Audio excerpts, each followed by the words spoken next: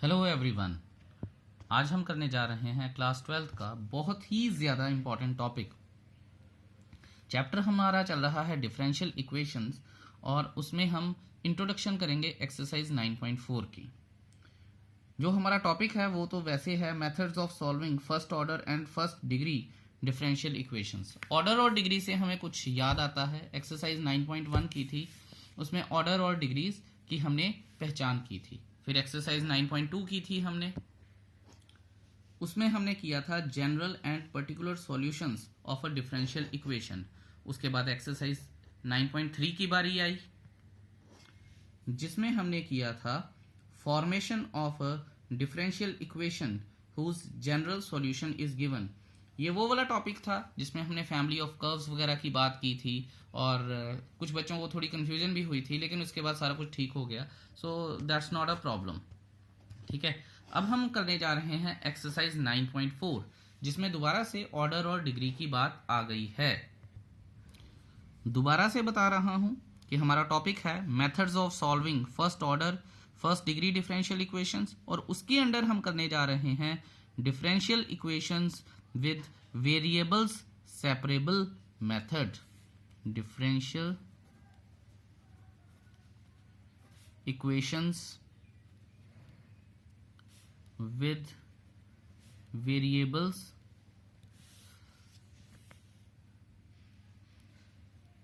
separable method।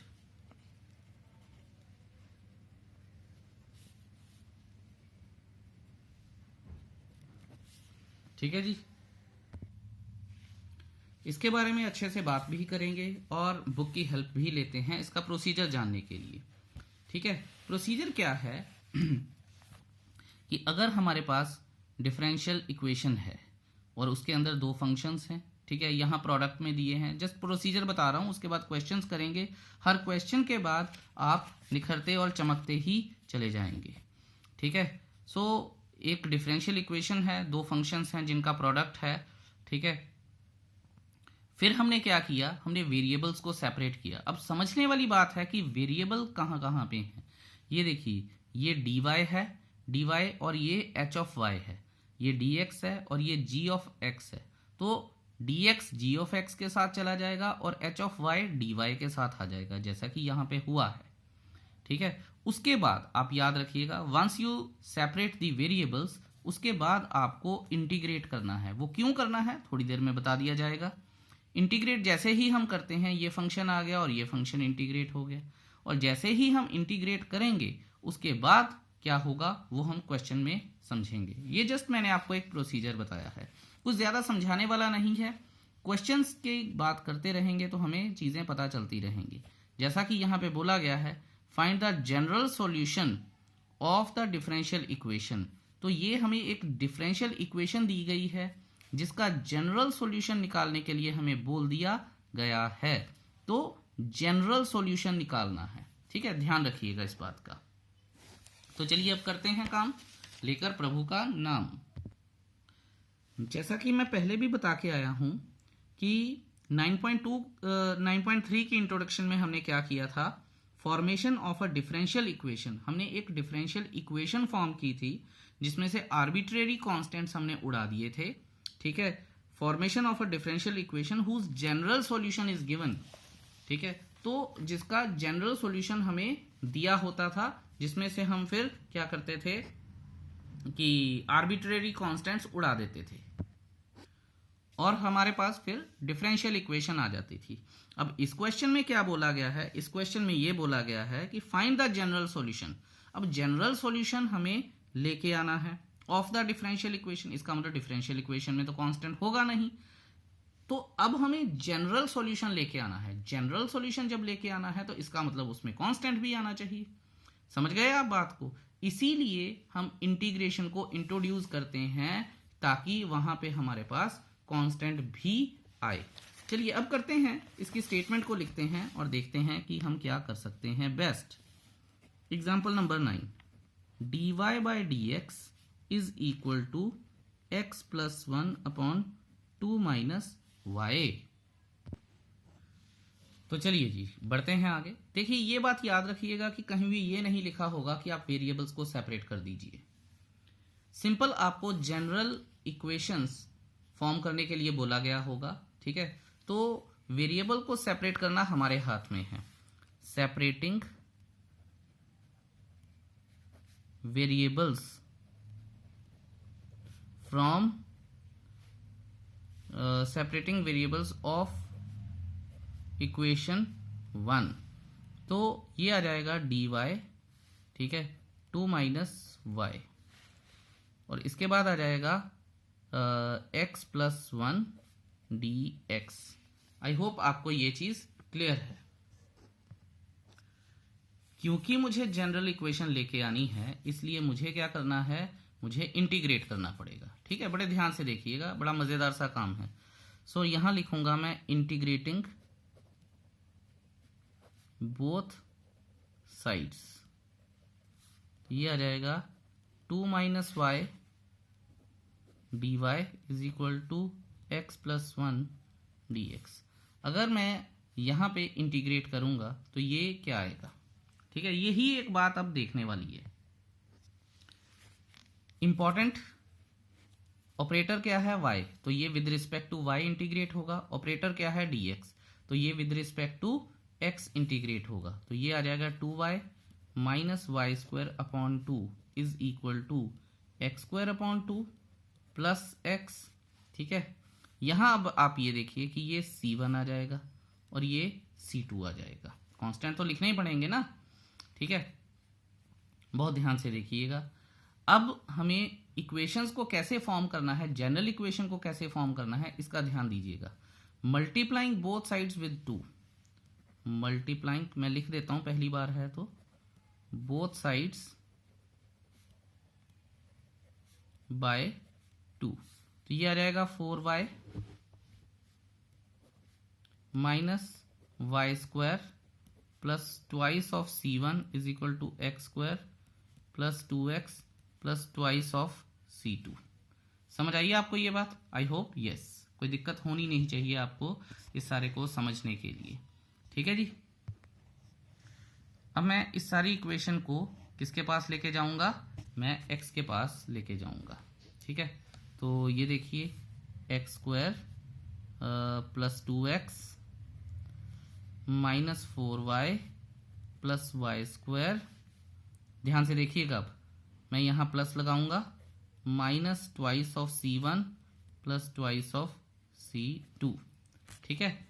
इस बात का आपको ध्यान होना चाहिए कि मैंने किया क्या है यहां पे। ओके जी, अब लिखते हैं हम is equal to 0 X square plus Y square plus 2x minus 4y plus c is equal to 0 because minus 2c1 plus 2c2 will become constant. तो ये हमारी जनरल इक्वेशन आ गई किसकी, dy by D X is equal to X plus 1 2 minus Y. अब आप ये देखिए, ये डिफरेंशियल इक्वेशन खत्म हो गई और दोबारा से जनरल इक्वेशन आ गई with a constant. I hope आपको ये बात क्लियर हुई होगी। चलिए जी, अब करते हैं एग्जाम्पल नंबर 10। अभी तक आपको ये तो समझ में आ गया होगा कि जनरल इक्वेशन बनाने के लिए इंटीग्रेशन कितनी ही ज़्यादा इंपॉर्टेंट है। इसीलिए मैं शुरू से एम्फेसाइज कर रहा हूं कि इंटीग्रेशन इज़ वेरी इंपॉर्टेंट, ठीक है। चलिए इसको करते हैं और देखते हैं। अब मैं थोड़ा जल्दी करूंगा, ये इक्वेशन 1 है तो separating the variables.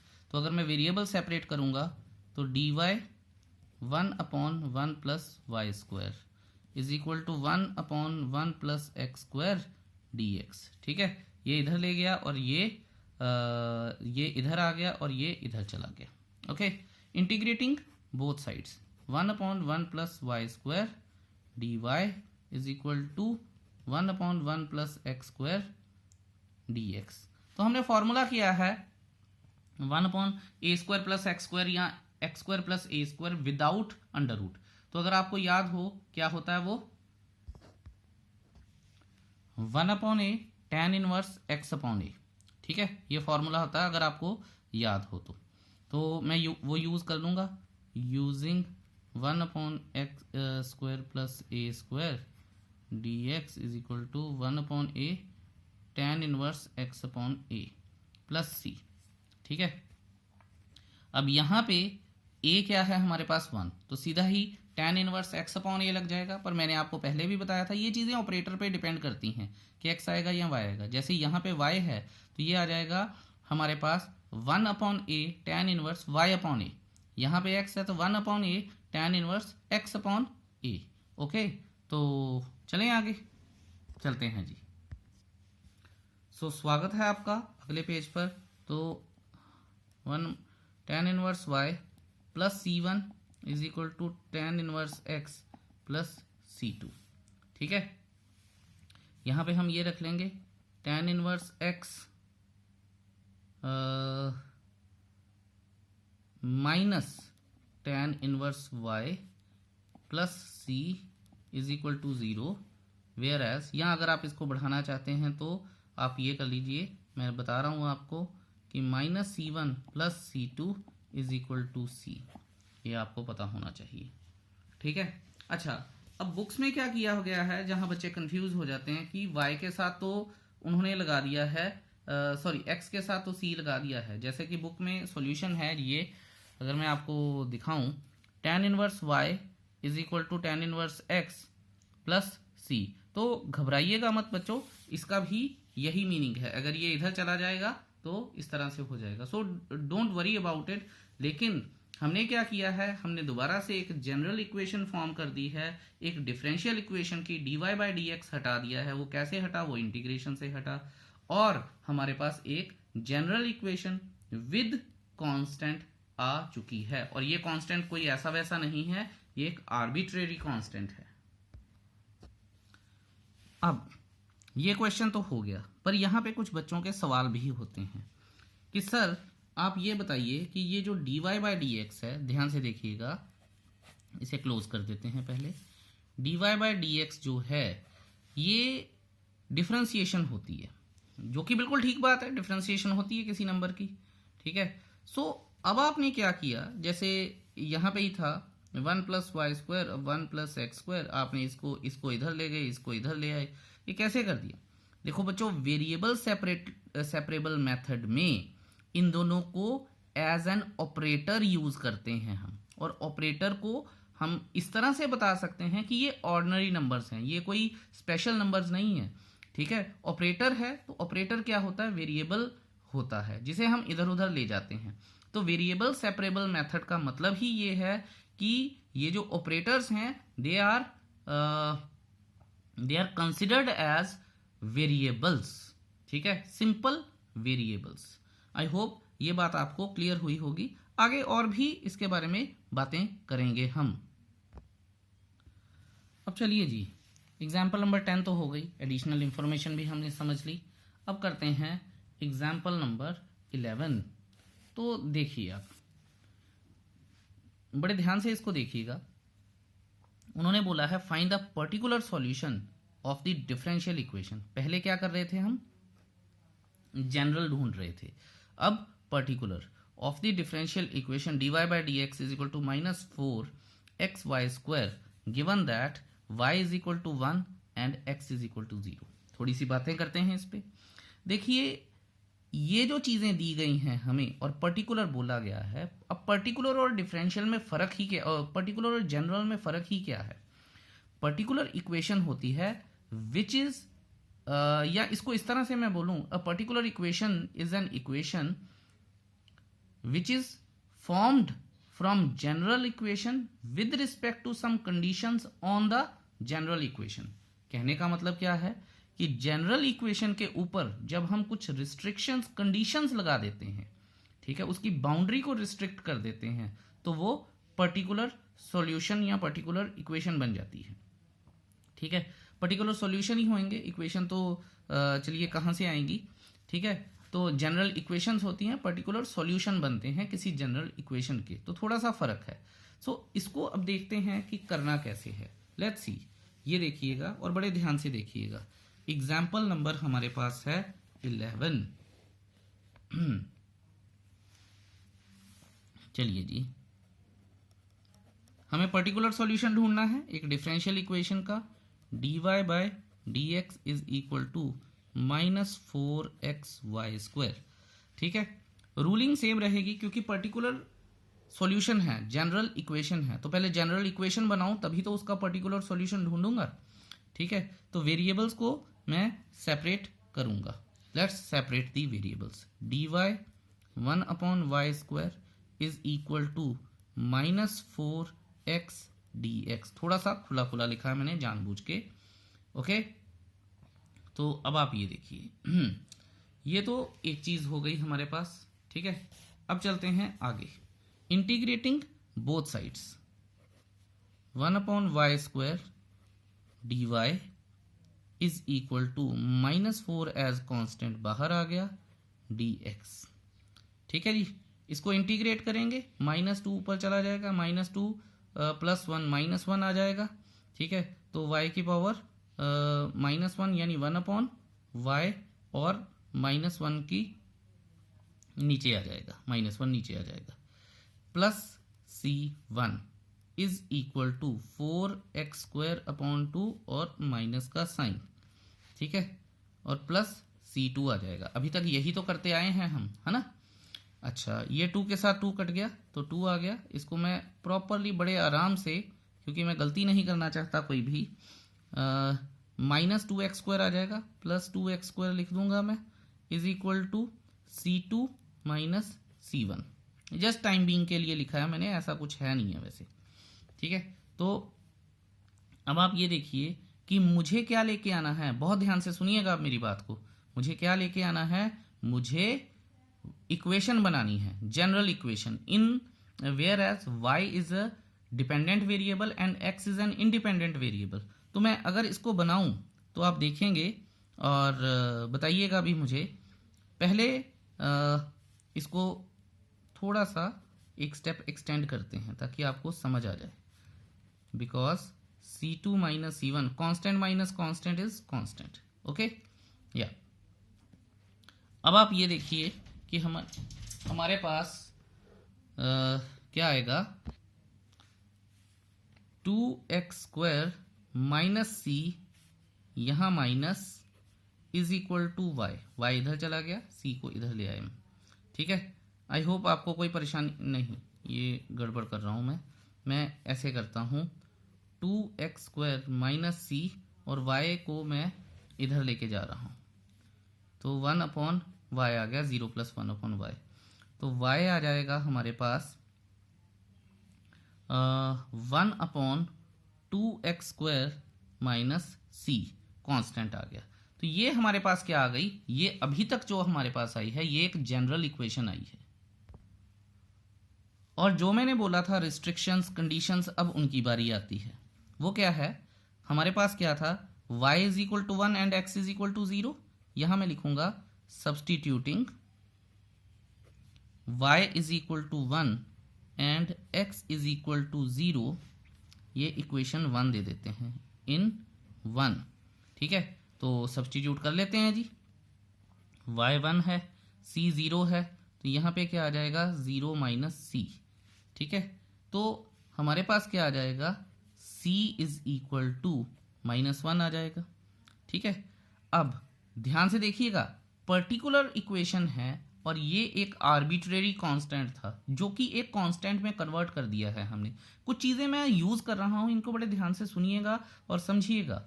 Arbitrary constant c होता है जिसे अब एक कांस्टेंट में कन्वर्ट किया जा रहा है या जा चुका है। अब मैं उसकी हेल्प से एक पर्टिकुलर इक्वेशन लिख सकता हूं। ठीक है, substituting value of c, substituting c in equation 1। यह काम हमने पहले भी किया हुआ है 11th में स्ट्रेट लाइंस में। ठीक है, इसी तरह से, कोई बड़ी बात नहीं है। y is equal to 1/2x² minus और -1 plus 1 and that is the particular solution of the given differential equation. I hope you must have got it by now. ये बड़े ध्यान से कीजिएगा, 4 मार्क्स में एग्जामिनर्स के फेवरेट क्वेश्चंस होते हैं ये।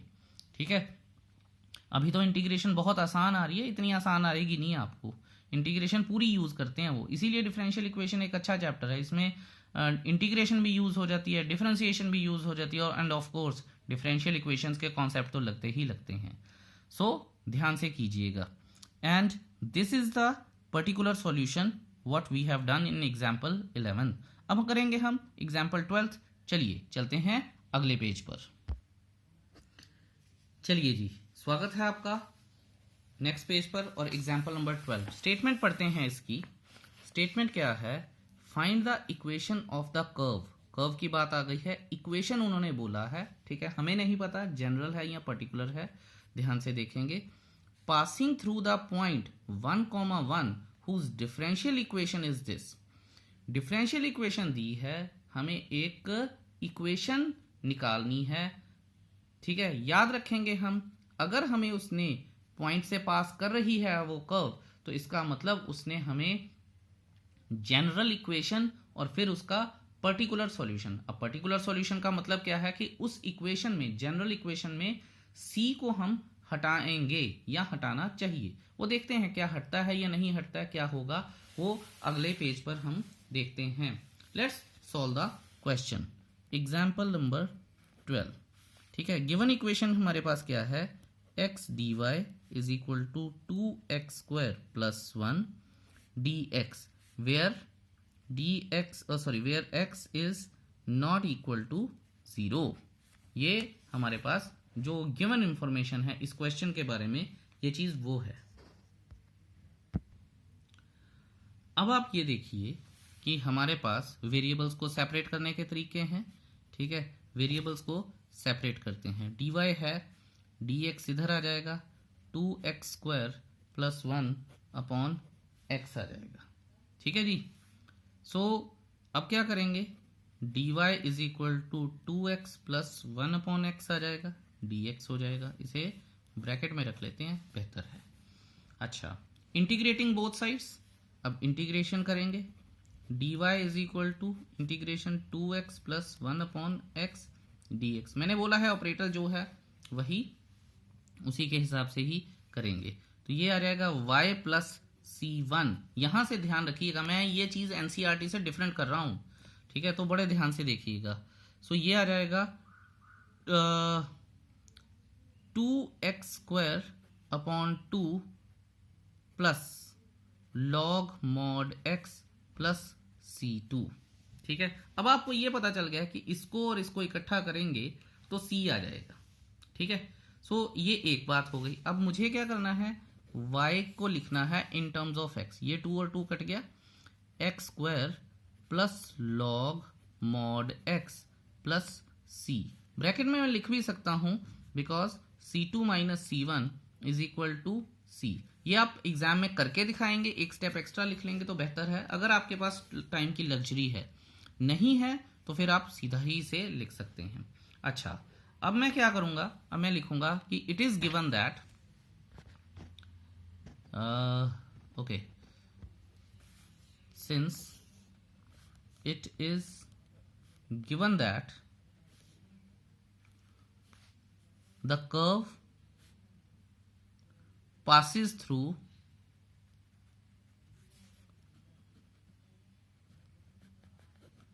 वन कॉमा 1, ठीक है। इसको मैं इक्वेशन 1 का नाम दे देता हूं। देयरफॉर substituting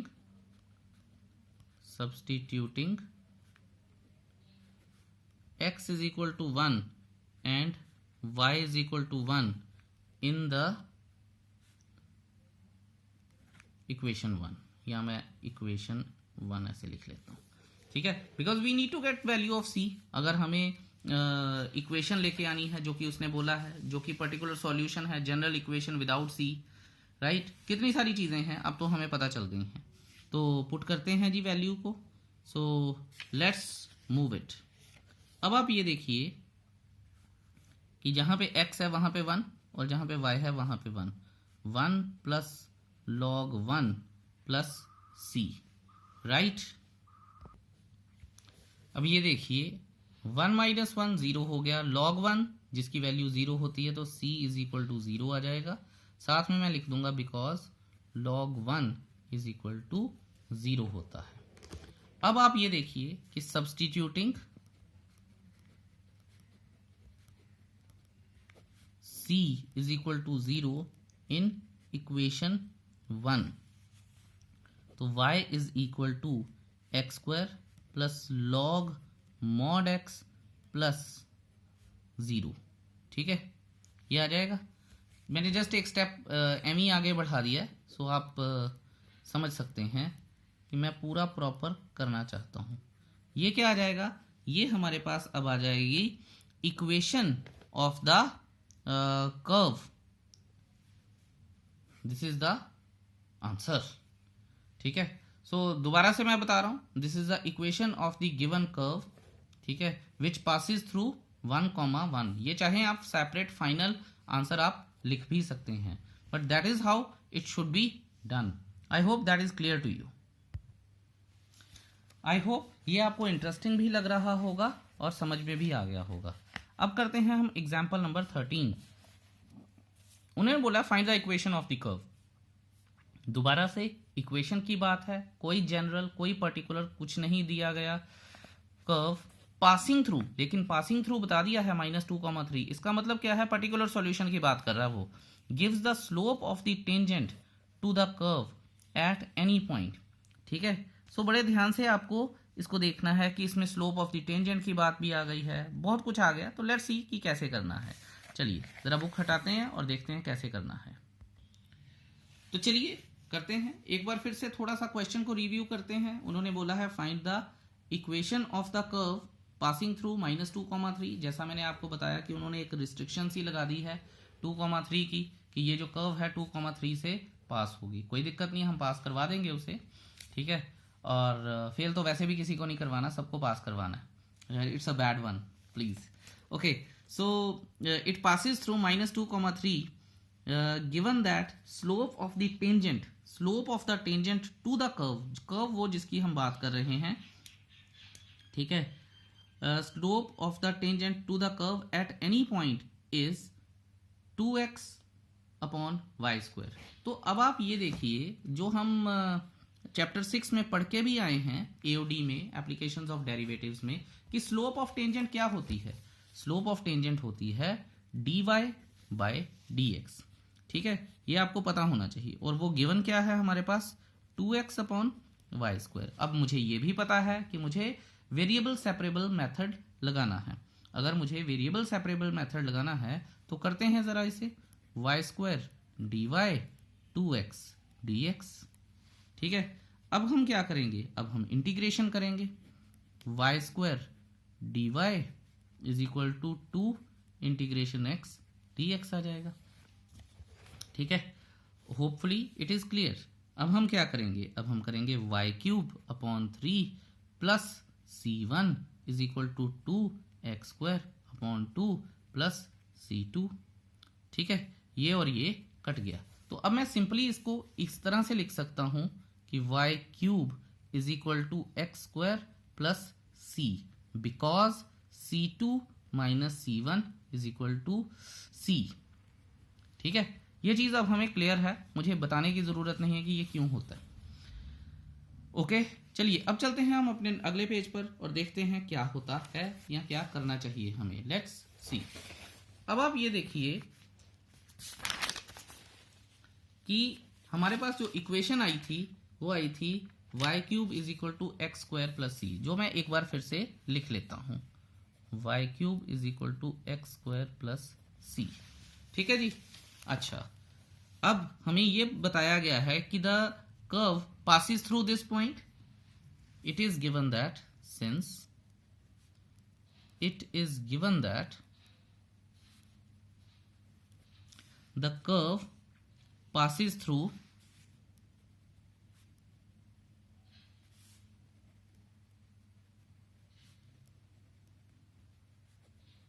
-2,3, therefore substituting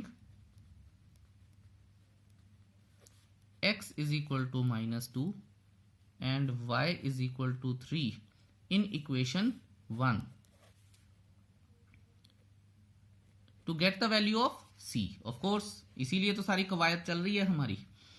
तो y क्या है, 3 cube is equal to -3 cube upon 3 था, मैं भूल गया। ठीक है जी। अच्छा, पीछे भी इसको ठीक कर ही लेते हैं ताकि कोई कंफ्यूजन रह ना जाए। 3 क्यूब अपॉन 3 लिखा नहीं था, यहाँ लिखा है, यहाँ नहीं लिखा। Okay, any how. अच्छा जी, 3 क्यूब अपॉन 3 ये आ जाएगा हमारे पास 3 का क्यूब -2 का होल स्क्वायर प्लस सी। ये 3 3 9 3 27 अपॉन 3 9 आ जाएगा, 9 यहाँ आ जाएगा 4 प्लस सी। ठीक है, तो मैं चाहता नहीं कि मैं इसे शॉर्टकट से करूं, ये आ जाएगा 5। अब हम लिखेंगे substituting value of c in equation 1। ठीक है, बहुत ही ज्यादा सिंपल है अगर हम इसे ध्यान से करें और हमें इंटीग्रेशन आती हो तो। ठीक है, अदरवाइज तो फिर आपको पता ही है कि बहुत देर से अब तो आप कैलकुलस कर रहे हैं। ठीक है, इसको आप इस तरह से भी लिख सकते हैं, y cube is equal to x square 3x square plus 15, और आप इसको इस तरह से भी लिख सकते हैं y in terms of x, तो 3x स्क्वायर प्लस 15 का cube root, and that is the answer. This is the equation of the curve which passes through -2, 3। I hope आपको ये समझ आया होगा। ठीक है, फिर भी कोई डाउट है तो मुझसे जरूर पूछिएगा, I will always be there for you. अब हम करते हैं example number 14, a very very interesting example. Let's see, ये देखिए, इन अ बैंक। ठीक है, ध्यान से देखिएगा, इकोनॉमिक्स वाले स्टूडेंट्स तो बहुत मजा करते हैं ऐसे क्वेश्चंस के साथ, और इंजीनियरिंग में भी यूज होती है। आई थिंक लास्ट सेमेस्टर में या सेकेंड लास्ट सेमेस्टर में ये सारी चीजें आनी शुरू हो जाती हैं। In a bank principal increases continuously at the rate of 5% per year. In how many years rupees 1000 double itself? ठीक है, अब बच्चे कहते हैं सर हमें क्या पता, ये तो बिल्कुल कंपाउंड इंटरेस्ट का क्वेश्चन लग रहा है, कैसे करेंगे कैसे नहीं करेंगे। तो बच्चों इसमें कोई शक नहीं है कि कंपाउंड इंटरेस्ट है, पर आप ये भी देखिए कि इसमें अगर हम कुछ और सोचें तो देर एक 1000 रुपी जो हमारा प्रिंसिपल है वो भी तो चेंज हो रहा है। ठीक है, so there is a change in the principal with respect to time. ठीक है, there is the change in the principal. देखिए प्रिंसिपल चेंज हो रहा है विद रिस्पेक्ट टू टाइम। चलिए करते हैं और फिर हमें ज्यादा समझ में आएगा। Example number 14। ठीक है, उन्होंने बोला है प्रिंसिपल इंक्रीज करता है, 1000 रुपये बढ़ रहा है, तो late P be the principal amount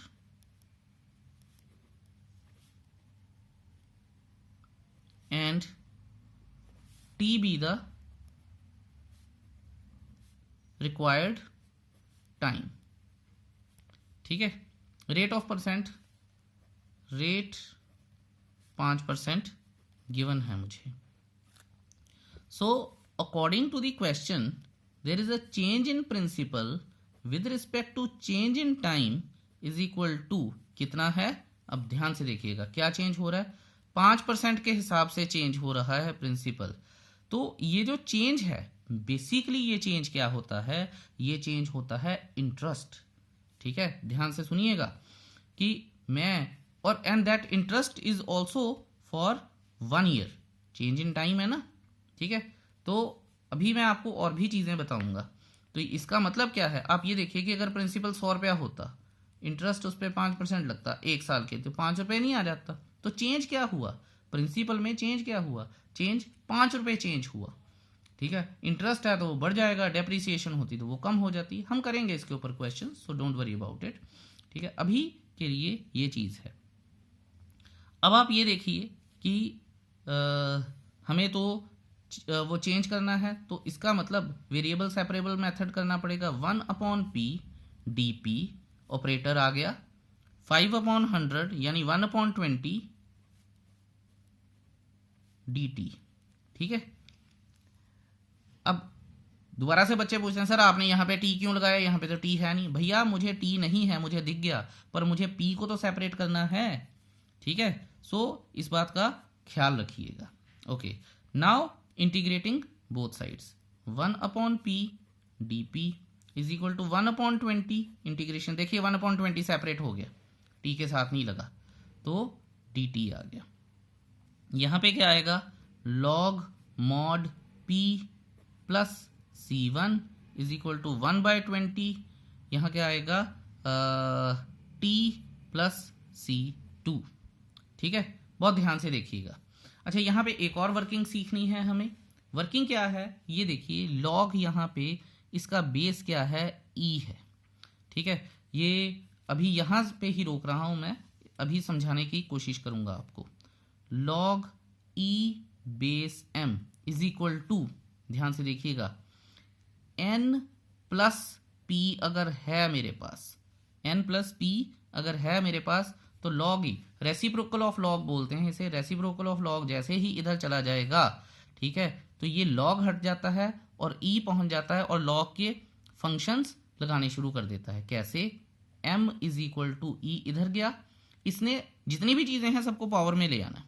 ध्यान से देखिएगा कैसे, ये हमारे पास आ जाएगा e की पावर n आ जाएगा, इनटू e की पावर p आ जाएगा। ये होती है लॉग की वर्किंग। ओके, इस हिसाब से पहले तो मैं यहाँ लिख लेता हूँ log p is equal to t/20 plus c, क्योंकि c2 minus c1 is equal to c आ जाएगा, ठीक है। ये चीज़ हो गई। अब e जो था वो इधर जाएगा, ध्यान से देखेंगे, p is equal to e की पावर t/20 इंटू e की पावर c, ठीक है। ये आपको पता होना चाहिए, बड़ा ज़रूरी है। और ये सारा क्या है, दोबारा से कांस्टेंट बन गया है, और हमें कांस्टेंट की तो वैल्यू चाहिए, है ना। चलिए चलते हैं फटाफट अगले पेज पर और देखते हैं कि हमें क्या करना है। Let's see. अब आप ये देखिए, यहाँ पे मैं लिखूंगा p इज इक्वल टू सी ई की पावर t/20, और मुझे c की पावर लेके आनी है नाउ, और इसे इक्वेशन 1 दे देता हूं मैं। According to the given condition, according to given condition when p is equal to 1000, ये याद रखिएगा, ये इनिशियल अमाउंट है, ठीक है। इनिशियल अमाउंट में जब शुरुआत में अमाउंट होता है तो t हमेशा 0 होता है, ठीक है। अगर आपने सिंपल इंटरेस्ट या कंपाउंड इंटरेस्ट थोड़ा सा भी ध्यान से पढ़ा होगा तो आपको पता होगा कि अगर मान लो मेरे पास 1000 रुपया है, मैं किसी को उधार थोड़ी दे रहा हूँ, तो t 0 कंसिडर किया जाएगा। तो ध्यान दीजिएगा, p 1000, c का मुझे पता नहीं है, e 0/20 विल बी 0, और e की पावर 0 क्या हो जाएगा, 1 हो जाएगा। सो c विल बी 1000 आ जाएगा, ठीक है। Now substituting the value of c in equation 1, substituting c in 1, तो क्या आ जाएगा, प्रिंसिपल हमारे पास कितना आ जाएगा, प्रिंसिपल की तो वो बनानी है, इक्वेशन बनानी है t/20, ये आ गया जी हमारे पास। अब उन्होंने फाइनली क्वेश्चन क्या पूछा था कि in how many years will the principal be doubled। now for principal to be ₹2000, double तो यही होगा, तो 2000 इज इक्वल टू 1000 इंटू, अरे यहाँ पे e की पावर, ये लिखना चाहिए था मुझे, e की पावर t/20, ध्यान दीजिएगा, e की पावर t/20। ऐसा टाइम आएगा इस क्वेश्चन में, आपने कभी सोचा भी नहीं होगा कि ऐसा टाइम भी आएगा। ये और ये कट गया, 2 आया हमारे पास, तो 2e की पावर 20। देखिए मैंने आपको बताया था कि ये रेसिप्रोकल ऑफ लॉग है। अगर ये रेसिप्रोकल ऑफ लॉग है तो अब हम इसे टेकिंग लॉग करेंगे। अब ध्यान से देखिएगा, इस वर्किंग में बच्चे बहुत कंफ्यूज होते हैं। Taking log on both sides, ठीक है, नेचुरल लॉग ले रहा हूं मैं। अब ये मत पूछिएगा कि नेचुरल लॉग क्या होता है, पर फिर भी मैं बता देता हूं। Log with base e is natural log. Log e t by 20।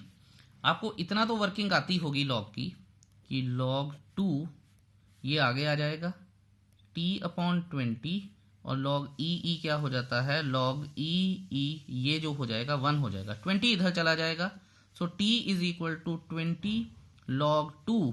ठीक है, और मैं इस तरह से भी लिख सकता हूं t is equal to 20 log 2 with base e। तो दोनों ही हमारे पास ठीक हैं। सो इतने ईयर्स में अमाउंट 5% इंटरेस्ट पे डबल हो जाएगा। आई होप आपको पता चला होगा कि अगर हमें कुछ भी नहीं दिया हो तो हम कितना कुछ कर सकते हैं। ये क्वेश्चन नॉर्मली सॉल्व ही नहीं होते, ये होते ही सिर्फ डिफरेंशियल इक्वेशन से ऐसे क्वेश्चन सॉल्व हैं जिनकी कैलकुलेशन बहुत ज़्यादा टीडियस चली जाती हैं। आई होप आपको ये सारी चीज़ समझ आई होगी। फिर भी कोई डाउट है मुझसे ज़रूर पूछिएगा। एक्सरसाइज तो आप करेंगे ही करेंगे, ठीक है। और I really thank you for watching this video so patiently. Have a beautiful day ahead and have a beautiful life. Bye bye.